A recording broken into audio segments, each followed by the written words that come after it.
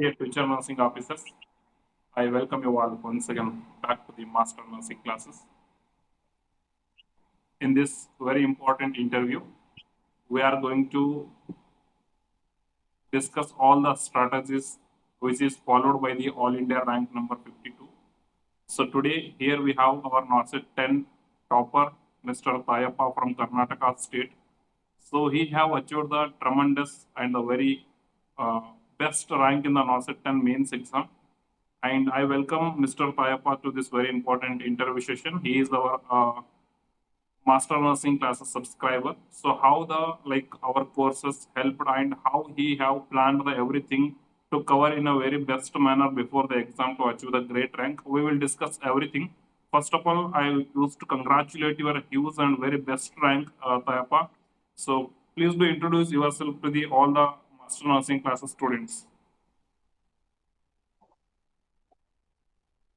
Thank you so much, sir. Myself, Tayappa, sir.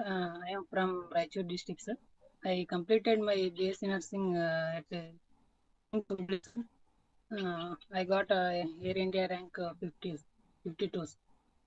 Okay, so you are from Raichur district. Sir. Okay. So how your family's reaction about your rank, and did you expected like this much? This much like best rank you are going to get. Did you expected this one before the exam? Sir ನಾನು expect ಮಾಡಿದ್ದಿಲ್ಲ sir, ಆದ್ರೆ ಒಳ್ಳೆ rank ಬಂದಿದೆ sir. ಮನೆಯಲ್ಲೆಲ್ಲ ತುಂಬಾ happy ಆಗಿದ್ದಾರೆ, ಮತ್ತೆ ನನಗೂ ಬಹಳ ಖುಷಿ ಅನ್ಸುತ್ತೆ. So great. ಥ್ಯಾಂಕ್ಸ್ very ಇಷ್ಟಪಡ್ತೀನಿ. best rank. ತುಂಬಾ ಆಯ್ತು ನಿಮ್ ಟೆಸ್ಟ್ ಸೀರೀಸ್. ಸೊ ಲೈಕ್ ನಾನೊಂದಿಷ್ಟು ಕ್ವಶನ್ಸ್ ಗಳು ಕೇಳ್ತೀನಿ. ಈ ಕ್ವಶನ್ಸ್ ಗಳು ಏನಂತಂದ್ರೆ ಲೈಕ್ ಫ್ಯೂಚರ್ ಅಲ್ಲಿ ಎಕ್ಸಾಮ್ ಗೆ ಪ್ರಿಪೇರ್ ಆಗ್ತಿರ್ತಕ್ಕಂಥ ಸ್ಟೂಡೆಂಟ್ಸ್ ಗಳಿಗೆ ಹೆಲ್ಪ್ಫುಲ್ ಆಗೋ ತರ ಕ್ವಶನ್ಸ್ ಗಳು. ಸೊ ನಾರ್ಸೆಟ್ ಪ್ರಿಲಿಮ್ಸ್ ಅಲ್ಲಿ ನೀವು ಲೈಕ್ ಪ್ರಿಪೇರ್ ಮಾಡ್ಬೇಕಾದ್ರೆ ಪ್ರಿಲಿಮ್ಸ್ ಮೇನ್ಸ್ ಅಂತ ಸಪರೇಟ್ ಆಗಿ ಪ್ರಿಪೇರ್ ಮಾಡ್ತಿದ್ರಾ, ಅಥವಾ ಲೈಕ್ ಎರಡಕ್ಕೂ ಒಂದೇ ಸಾರಿ ಅಂತ ಹೇಳ್ಬಿಟ್ಟು one time best theory revision with MCQ ಮಾಡ್ತಾ ಹೋಗ್ತಿದ್ರಾ, ಹೆಂಗೆ? ಇಲ್ಲ ಸರ್, ನಾನು ಸಪ್ರೇಟ್ ಅಂತ ಏನು ಓದ್ತಾ ಇದ್ದಿದ್ದಲ್ಲ ಸರ್. ನಾನು ಎರಡಕ್ಕೂ ಒಂದೇ ತರಾನೇ ಓದ್ತಿದ್ದೆ ಸರ್. ನನ್ನ ಪ್ರಿಪರೇಷನ್ ಏನಿದ್ರು ಮೇನ್ಸ್ ಅಂತಾನೆ ಇರ್ತಿತ್ತು. ಯಾಕಂದ್ರೆ ನಾನು ಆ ತರ ಪ್ರಿಪೇರ್ ಆದಾಗ್ಲೇ ನನ್ಗೆ ಪ್ರಿಲಿಮ್ಸ್ ಕ್ಲಿಯರ್ ಮಾಡಕ್ ಈಸಿ ಅಂತ. ಡೆಫಿನೆಟ್ ಆಗಿ, ಯಾಕಂತಂದ್ರೆ ಬಹಳ ಜನ ಸ್ಟೂಡೆಂಟ್ಸ್ ಏನ್ ಮಾಡ್ತಾರೆ ಅಂತಂದ್ರೆ ಲೈಕ್ ಪ್ರಿಲಿಮ್ಸ್ ಎಲ್ಲ ಕ್ಲಿಯರ್ ಮಾಡ್ತಾರೆ. ಪ್ರಿಲಿಮ್ಸ್ ಕ್ಲಿಯರ್ ಆದ್ಮೇಲೆ ಏನ್ ಮಾಡ್ತಾರೆ ಅಂತಂದ್ರೆ ಮೇನ್ಸ್ ಗೆ ಸಪರೇಟ್ ಪ್ರಿಪರೇಷನ್ ಆ ತರ ಅಂತ ಹೇಳ್ಬಿಟ್ಟು ಸುಮ್ನೆ ಬೇರೆ ಬೇರೆ PDFs ಗಳು ಓದೋದು, ಬೇರೆ ಬೇರೆ ಕಡೆ ಜಾಯ್ನ್ ಆಗೋದು, ಈ ತರ ಎಲ್ಲ ಮಾಡ್ಬಿಟ್ಟು ಅವ್ರು ಹಿಂದ್ಗಡೆ ಏನು ಓದಿರ್ತಾರೆ ಅದನ್ನೇ ಅವರು ಲೈಕ್ ರಿವಿಷನ್ ಮಾಡಲ್ಲ. ಸೊ ಅದರಿಂದ ರ್ಯಾಂಕ್ ಮಿಸ್ ಆಗ್ತಕ್ಕಂಥ ಚಾನ್ಸ್ ಇರುತ್ತೆ. Initiation first day of the preparation ಏನ್ ಸ್ಟಾರ್ಟ್ ಮಾಡ್ತಿರ್ತೀವಿ, that preparation we need to consider, that is the preparation for mains exam only. So is that correct? Sir, ಅದು definitely correct sir. ಯಾಕಂದ್ರೆ ನಾವು prelims mains ಅಂತ separate ಓದಕ್ ಆಗಲ್ಲ. ಯಾಕಂದ್ರೆ ನಮ್ ಗುರಿ ಇರೋದೇ ಮೇನ್ಸ್ ನ ಕ್ಲಿಯರ್ ಮಾಡೋದಾಗಿರುತ್ತೆ ಸರ್. Yes. ಯಾಕಂದ್ರೆ ನಾವು ಜಾಸ್ತಿ ಫೋಕಸ್ಡ್ ಆಗಿ ಮೇನ್ಸ್ ಕಡೆ ಪ್ರಿಪೇರ್ ಮಾಡೋದು ಬೆಸ್ಟ್ ಅಂತ ನನ್ನ ಅನಿಸಿಕೆ ಸರ್. Yes. So ನೀವು ಮೇನ್ಸ್ ಗೆ ಟಾರ್ಗೆಟ್ ಮಾಡಿ ಪ್ರಿಪೇರ್ ಮಾಡ್ಬೇಕಾದ್ರೆ like we can crack the prelims and mains together. Only prelims crack ಮಾಡೋದಿದ್ರೆ we can separately study. So that is the thing we have to keep in our mind. And Tayappa, like you are our subscriber, and how you used all the MCQs, theory, like crash course videos, how you covered everything?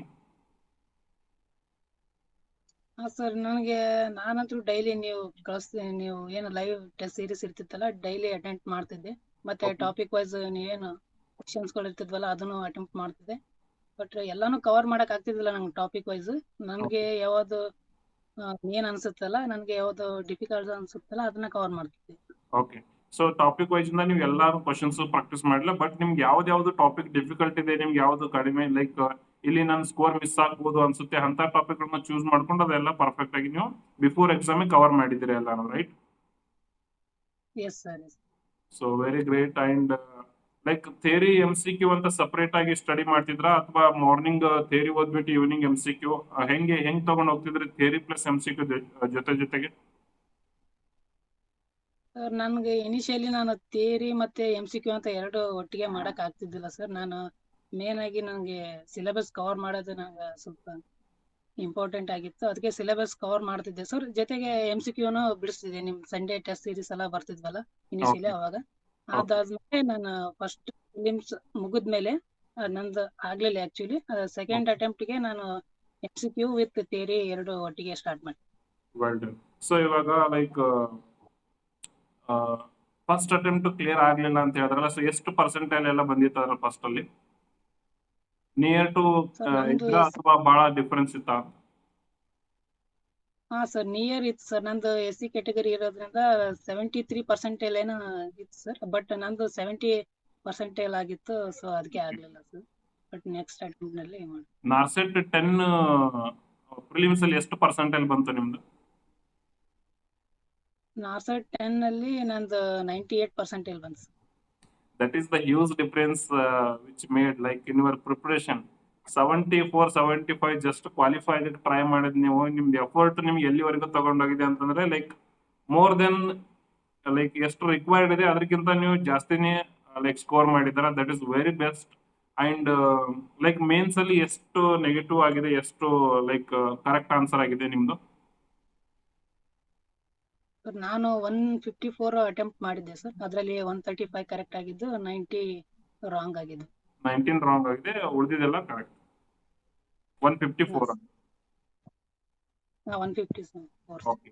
So ನಿಮ್ಗೆ top like 1, top 2, top 3 rank ಇರೋರಿಗೆ ಏನು ಜಾಸ್ತಿ difference ಇಲ್ಲ. 2 marks 1 marks ಅಷ್ಟೇ difference ಇರೋದು. So ಏನಂತಂದ್ರೆ every 1 marks ಕೂಡ important ಆಗುತ್ತೆ ಮೇನ್ಸ್ ಎಕ್ಸಾಮ್ ಅಂತ ಬಂದಾಗ. ಯಾಕಂದ್ರೆ ಪ್ರಿಲಿಮ್ಸ್ ಅಲ್ಲಿ ಜಸ್ಟ್ ನಾವು ಕ್ವಾಲಿಫೈ ಆದ್ರೆ ಸಾಕು, ಬಟ್ ಮೇನ್ಸ್ ಅಂತ ಬಂದಾಗ ಎವ್ರಿ ಸ್ಟೆಪ್ ನಾವು ಬಹಳ ವಿಚಾರ ಮಾಡಿ ತಗೋಬೇಕಾಗುತ್ತೆ. ಲೈಕ್ ಎಕ್ಸಾಮ್ ಗಿಂತ ಮುಂಚೆ like there is an lot of stress, anxiety, feeling like ನಮ್ ಲಾಸ್ಟ್ ಎಕ್ಸಾಮ್ ಆಗಿರ್ಲಿಲ್ಲ, ಈ ಸಾರಿ ಏನಾಗುತ್ತೋ ಅಂತ. ಆ ತರ ಎಲ್ಲ ಫೀಲಿಂಗ್ಸ್ ಗಳನ್ನ ಹೆಂಗ್ ಹ್ಯಾಂಡಲ್ ಮಾಡ್ತಿದ್ರಿ? ಹಾ ಸರ್, ನನಗೂ ಆ ತರ ಆಗಿದೆ ಸರ್. ಬಟ್ ನಾನ್ ಜಾಸ್ತಿ ಫೋಕಸ್ಡ್ ಆಗಿ ನಾನು ಕ್ಲಿಯರ್ ಮಾಡೋದ್ರ ಮೇಲೆನೆ ಜಾಸ್ತಿ ಫೋಕಸ್ ಮಾಡಿದ್ದು ಸರ್. ಬಟ್ ಇವೆಲ್ಲ ಕಾಮನ್ ಸರ್, ಯಾಕಂದ್ರೆ ಜರ್ನಿ ಅಂದ್ಮೇಲೆ ಇವೆಲ್ಲ ಆಗಿರೋದು ಸರ್. ಬಟ್ ನಮ್ ಗೋಲ್ ಏನಿದೆ ಅದ್ರ ಮ್ಯಾಗ ಜಾಸ್ತಿ ಫೋಕಸ್ ಮಾಡ್ಬೇಕಂತ ನಾನು ಬಿಲೀವ್ ಮಾಡ್ತೀನಿ ಸರ್. ಸೊ ಫೇಲ್ಯೂರ್ ಗಿಂತ ಜಾಸ್ತಿ ನಮ್ಮ ಹತ್ರ ಏನ್ ಪೊಟೆನ್ಶಿಯಲ್ ಇದೆ ಅದ್ರ ಮೇಲೆ ನಾವು ಎಫರ್ಟ್ ಹಾಕಿದಾಗ ಡೆಫಿನೆಟ್ ಆಗಿ ರಿಸಲ್ಟ್ ಬರ್ತಕ್ಕಂಥ ಚಾನ್ಸಸ್ ಇರುತ್ತೆ. ಅದ್ರ ಎಕ್ಸಾಂಪಲ್ ನೀವು ಇವಾಗ. ಸೊ ಯಾಕಂದ್ರೆ ಬಹಳ ಜನ ಆಸ್ಪಿರೆಂಟ್ಸ್ ಲೈಕ್ ಸರ್ ನಾನು ನಾರ್ಸೆಟ್ 6 ಇಂದ ಎಕ್ಸಾಮ್ ಕೊಡ್ತಿದ್ದೀನಿ ಸರ್, ನಾನು 5 ಇಂದ ಕೊಡ್ತಿದ್ದೀನಿ ಸರ್, ನನ್ ಪ್ರಿಲಿಮ್ಸ್ ಕ್ಲಿಯರ್ ಆಗುತ್ತೆ ಸರ್, ಮೇನ್ಸ್ ಆಗೋದೇ ಇಲ್ಲ ಸರ್, ಹಿಂಗೆಲ್ಲ ಹೇಳ್ತಾರೆ. ನಾನೇನ್ ಹೇಳ್ತೀನಿ, ನಿಮ್ದು ಹಿಂದ್ಗಡೆ ಲೈಕ್ ಎಷ್ಟು ಕೊಟ್ಟಿದ್ದೀರಾ ಅದೆಲ್ಲ ಮ್ಯಾಟ್ರ್ ಆಗಲ್ಲ. ಹಿಂದ್ಗಡೆ ಫೇಲ್ಯೂರ್ ಆಗಿದೆಯೋ ಸಕ್ಸಸ್ ಆಗಿದೆಯೋ ಅದೆಲ್ಲ ಮ್ಯಾಟ್ರ್ ಆಗಲ್ಲ. ಇವನ್ ಎಷ್ಟೋ ಜನ ನರ್ಸಿಂಗ್ ಆಫೀಸರ್ ಆಗಿ ಏಮ್ಸ್ ಅಲ್ಲಿ ವರ್ಕ್ ಮಾಡ್ತಿರೋರು ಕೂಡ ಪ್ರಿಲಿಮ್ಸ್ ಫೇಲ್ ಆಗಿದ್ದಾರೆ. ಸೊ ಅದೆಲ್ಲ ಮ್ಯಾಟ್ರ್ ಆಗಲ್ಲ. ನೀವು ನೆಕ್ಸ್ಟ್ ಎಕ್ಸಾಮ್ಗೆ ಯಾವ ತರ ಫೋಕಸ್ ಆಗಿ ಪ್ರಿಪೇರ್ ಮಾಡ್ತೀರಾ, ನೀವು ನಿಮ್ ಮುಂದೆ ಇರತಕ್ಕಂಥ ಗುರಿಗೆ ನೀವು ಹೆಂಗೆ ನೀವು ಅದನ್ನ ಸ್ವೀಕಾರ ಮಾಡ್ತೀರಾ ಅನ್ನೋದ್ರ ಮೇಲೆ ರಿಸಲ್ಟ್ ಡಿಸೈಡ್ ಆಗುತ್ತೆ. ಸೊ ಅದನ್ನ ನೀವು ವೆರಿ ಪರ್ಫೆಕ್ಟ್ ಆಗಿ ಹ್ಯಾಂಡಲ್ ಮಾಡಿದ್ರಿ. ಇವಾಗ ನೀವು ಡೈಲಿ ಲೈವ್ ಟೆಸ್ಟ್ ಅಟೆಂಡ್ ಮಾಡ್ತಿದ್ರಲ್ಲ ಇಟ್ಟು ಪ್ಲಾನ್ ಇಂದ, ಅದು ಲೈಕ್ ಯಾವ ಟೈಮಲ್ಲಿ ಮಾಡ್ತಿದ್ರಿ, ಈವ್ನಿಂಗ್ ಅಥವಾ ಮಾರ್ನಿಂಗ್ ಟೈಮಲ್ಲಿ? ಹಾ ಸರ್, ನಾನು ಮಾರ್ನಿಂಗ್ ಎಲ್ಲ ಥಿಯರಿ ಓದ್ತಿದ್ದೆ ಸರ್. ಆಫ್ಟರ್ನೂನ್ ಊಟ ಆದ್ಮೇಲೆಲ್ಲ ಟೆಸ್ಟ್ ಸೀರೀಸ್ ಬಿಡಿಸ್ತಿದ್ದೆ ಸರ್. ಓಕೆ. ಟೆಸ್ಟ್ ಸೀರೀಸ್ ಬಿಡಿಸಿ ವಿತ್ ಅನಾಲಿಸಿಸ್ ಎಲ್ಲ ಮಾಡ್ತಿದ್ದೆ sir. So analysis like test immediate submit ಮಾಡಾದ್ಮೇಲೆ ಅನಾಲಿಸಿಸ್ ಮಾಡ್ತಿದ್ರಾ, ಅಥವಾ ಲೈಕ್ ಸ್ವಲ್ಪ ಗ್ಯಾಪ್ ಬಿಟ್ಟು ಆಮೇಲೆ ಈವ್ನಿಂಗ್ ನೈಟ್ ಆ ತರ ಮಾಡ್ತಿದ್ರ, ಹೆಂಗೆ ಅನಾಲಿಸಿಸ್ ಯಾವ ತರ ಮಾಡ್ತಿದ್ರಿ? ಹಾ ಸರ್, ನನ್ಗೆ ಹೆಂಗ ಕನ್ವೀನಿಯಂಟ್ ಆಗುತ್ತೆ ಸರ್ ಅದೇ ತರ ಮಾಡ್ತಿದ್ದೆ. But most of the time ನಾನು ಟೆಸ್ಟ್ ಸೀರೀಸ್ ಮುಗಿದ್ಮೇಲೆನೆ ಮಾಡ್ಕೊಂತಿದ್ದೆ sir. Okay. So immediately best most of the ಅನ್ಸುತ್ತೆ. ಟೈಮ್ ಮಾಡ್ತಿದ್ರಿ. ಯಾಕಂದ್ರೆ ರೀಸೆಂಟ್ ಆಗಿನೇ ನಾವೆಲ್ಲ ಕ್ವಶನ್ಸ್ ಓದಿರ್ತೀವಿ, ಎಲ್ಲಾನು ನಮ್ಮ ಮೈಂಡ್ ಅಲ್ಲಿ ಇರುತ್ತೆ. ಸೊ ಅದು ಯಾಕೆ ತಪ್ಪಾಯ್ತು ಅಂತ ಕೂಡ ನಮ್ಗೆ ಅವಾಗ ಇಮಿಡಿಯೇಟ್ ಆಗಿ ಗೊತ್ತಾಗುತ್ತೆ. ಆಮೇಲೆ ಡಿಲೇ ಮಾಡಿ ನಾವು ಅನಾಲಿಸಿಸ್ ಮಾಡ್ತಾ ಕುಂತ್ರೆ ಹೆವಿ ಟೈಮ್ ತಗೊಳುತ್ತೆ. ಕರೆಕ್ಟ್ ಅಲ್ವಾ? Yes sir, yes. Yes. So like ಥಿಯರಿಗೋಸ್ಕರ ಏನ್ ಕರೆಕ್ಟ್ ಆಗಿ ನೋಟ್ಸ್ ಮಾಡ್ಕೊಂಡಿಟ್ಟಿದ್ರ, ಹೆಂಗೆ ಥಿಯರಿ ಹೆಂಗ್ ರಿವೈಸ್ ಮಾಡಿದ್ರಿ ನೀವು? ಹಾ ಸರ್, ನಾ ಥಿಯರಿ ಮಾತ್ರ ಬೆಸ್ಟ್ ನೋಟ್ಸ್ ಮಾಡಿ ಇಟ್ಕೊಂತಿದ್ದೆ ಸರ್. ಯಾಕಂದ್ರೆ ಬಹಳ ಇಂಪಾರ್ಟೆಂಟ್ ಆಗುತ್ತೆ ನಮ್ ನೋಟ್ಸ್ಗಳು. ಎಸ್. ಅದನ್ನ ಡೈಲಿ ನಾನು ರಿವಿಷನ್ ಮಾಡ್ತೀನಿ. ಸೊ ಮ್ಯಾಜಿಕ್ ಸೆಷನ್ಸ್ ವಿಡಿಯೋಸ್ ಎಲ್ಲ ಹೆಲ್ಪ್ ಆಯ್ತಾ? ತುಂಬಾ ಹೆಲ್ಪ್ ಆಗಿದೆ ಸರ್ ಮ್ಯಾಜಿಕ್ ಸೆಷನ್ ಎಲ್ಲ ವಿಡಿಯೋಸ್. ಯಾಕಂದ್ರೆ ನಾವು ಎಲ್ಲಾನು ಕವರ್ ಮಾಡಕ್ ಆಗೋದಿಲ್ಲ ಸರ್ ಥಿಯರಿ. ಬಟ್ ಅದರಲ್ಲಿ ನಮ್ಗೆ ಬಹಳಷ್ಟು MCQs ಎಲ್ಲ ಕವರ್ ಆಗಿ ಕಾನ್ಸೆಪ್ಟ್ ಕೂಡ ಕ್ಲಿಯರ್ ಆಗಿದೆ ಸರ್. ಅದರಿಂದ ಓಕೆ. ತುಂಬಾ ಹೆಲ್ಪ್ ಆಗಿದೆ. ಟೆಸ್ಟ್ ಸೀರೀಸ್ ಇಂದ ಡೈರೆಕ್ಟ್ ಕ್ವಶನ್ ಎಲ್ಲ ಬಂದಿತ್ತು ಅಂತ ಹೇಳ್ತಿದ್ರು ಸ್ವಲ್ಪ ಜನ. ಸೊ ಎಕ್ಸಾಮ್ ಅಲ್ಲಿ ಡೈರೆಕ್ಟ್ ಕ್ವಶನ್ ಬಂದಿತ್ತ ಟೆಸ್ಟ್ ಸೀರೀಸ್ ಇಂದ? ಹಾ ಸರ್, ಬಹಳಷ್ಟು ಬಂದಿದೆ ಸರ್. ನಾನು ಅನ್ಸಿದೆ ಸರ್. ಮತ್ತೆ ಅವೆಲ್ಲ ನನ್ ಬಟ್ ಎಕ್ಸಾಮ್ ಫಿಯರ್ ಎಲ್ಲ ಹೋಗಿದೆ ಸರ್. ನಾನು ಟೆಸ್ಟ್ ಸೀರೀಸ್ ನಿಮ್ದೆಲ್ಲ ಬಿಡಿಸಿದಾಗ ಮತ್ತೆ Okay. ಬಹಳಷ್ಟು ಕ್ವಶನ್ ಕೂಡ ರಿಪೀಟ್ ಆಗಿದೆವು ಸರ್. ಓಕೆ. ಸೊ ಏನಂತಂದ್ರೆ ಟೆಸ್ಟ್ ಸೀರೀಸ್ ಕೊಡೋದ್ರಿಂದ ಓನ್ಲಿ ಲೈಕ್ ಡೈರೆಕ್ಟ್ ಕ್ವಶನ್ ಬರ್ತವೆ. ಅದಕ್ಕಿಂತ ಏನ್ ಇಂಪಾರ್ಟೆಂಟ್ ಅಂದ್ರೆ ಅದು ನಮ್ಗೊಂದು ಕ್ಲಾರಿಟಿ ಕೊಡುತ್ತೆ.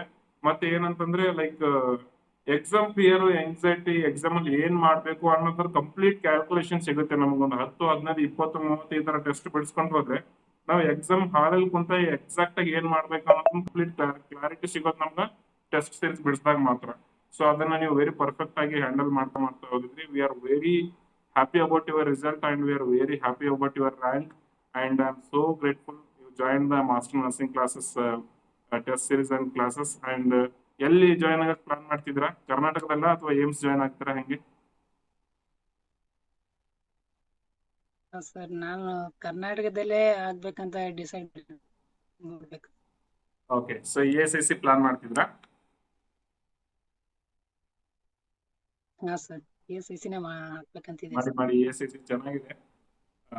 All the best. ಇದು ನಿಮ್ದು ಫಸ್ಟ್ ನಿಮ್ ಸಕ್ಸಸ್ಫುಲ್ ಜರ್ನಿದು ಒಂದು ಫಸ್ಟ್ ಸ್ಟೆಪ್. ಇನ್ನು ಬಹಳ ಅಚೀವ್ ಮಾಡೋದಿದೆ ಲೈಫ್ ಅಲ್ಲಿ. ಹಿಂಗೆ ಗ್ರೋ ಆಗ್ತಾ ಇರಿ, ಹಿಂಗೆ ಒಳ್ಳೊಳ್ಳೆ ರ್ಯಾಂಕ್ ತೆಗಿತಾ ಇರಿ.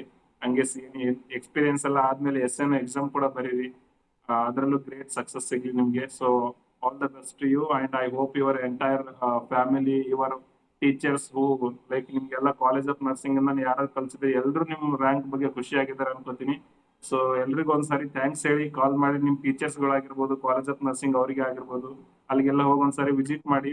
ನಿಮ್ ಸ್ಟೂಡೆಂಟ್, ನಿಮ್ದು ಜೂನಿಯರ್ಸ್ ಎಲ್ಲ ಇರ್ತಾರೆ, ಅವರಿಗೆಲ್ಲ ನೀವು ಲೈಕ್ ಮೋಟಿವೇಶನ್. ಸೊ ನಿಮ್ದು ನೋಡಿ ನೀವೊಂದು ಅಲ್ಲಿ ಹೋಗಿ ನಿಮ್ದು ಅಚೀವ್ಮೆಂಟ್ ನೋಡಿದ್ರೆ ಸೊ ಅವ್ರಿಗೊಂದು ಲೈಕ್ ಮೋಟಿವೇಶನ್ ಸಿಕ್ಬಿಡುತ್ತೆ. ಒಂದು ಮೋಟಿವೇಶನ್ ಇಂದ ಒಂದು ಲೈಫ್ ಕ್ರಿಯೇಟ್ ಆಗ್ಬಿಡುತ್ತೆ. ಸೊ ಹೋಗಿ ನಿಮ್ ಕಾಲೇಜ್ಗೆಲ್ಲ ವಿಸಿಟ್ ಮಾಡಿ, ಅಲ್ಲೂ ಸ್ವಲ್ಪ ಎಲ್ರಿಗೂ ಗೈಡ್ ಮಾಡಿ ಚೆನ್ನಾಗಿ. ನಿಮ್ ಕಡೆಯಿಂದ ಎಷ್ಟಾಗುತ್ತೆ ಅಷ್ಟು ನಿಮ್ ಜೂನಿಯರ್ಸ್ ಗಳಿಗೆಲ್ಲ ಹೆಲ್ಪ್ ಮಾಡಿ.